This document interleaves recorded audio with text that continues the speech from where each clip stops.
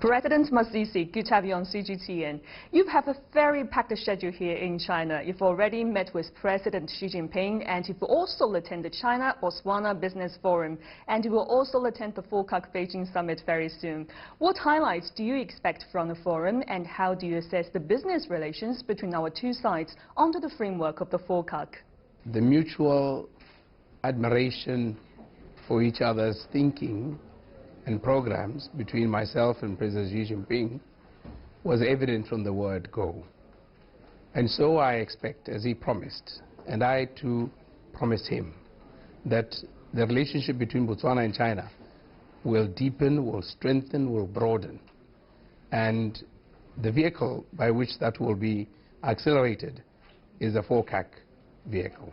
I expect a lot of excitement from my colleagues who come from Africa, because when you look at the Road and Belt Initiative, when you look at President Xi Jinping's vision of the future, you know, sharing a common future, when you look at his policy of interacting with Africa in a non-intrusive manner, without conditionalities, it's very attractive to adopt that model, to adopt such a partner for our own development.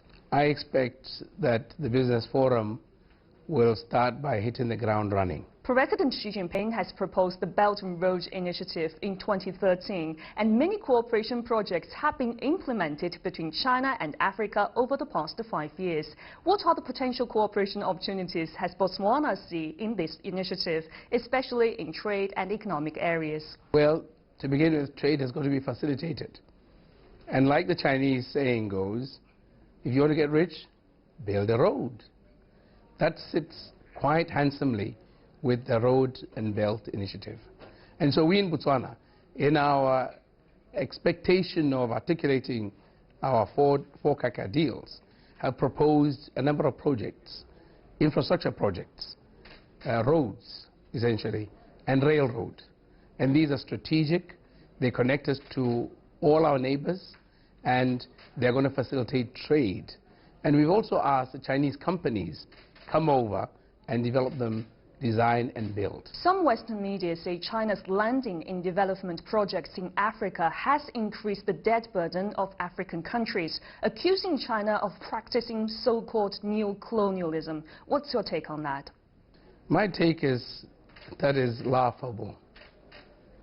How can those who have actually colonized, China, to my knowledge, has never colonized any country in Africa, how can those who have recently colonized and recently come up with initiatives such as the High Indebted Nations program, structural adjustment, you name it, how can they have the audacity to suggest that China is doing that?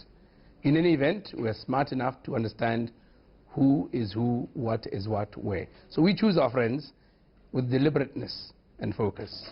President Xi Jinping has also said China-Africa cooperation has set a good example for South-South cooperation. What's your assessment of China's role in promoting South-South cooperation? China is going to continue being a significant player in the South-to-South cooperation. Being the second biggest economy, the factory of the world, there's no way that China cannot play a part in this cooperation. And look at the figures.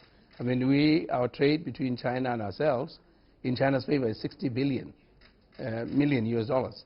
And we export to China 16 million. And we want to close that gap, but also broaden the pot.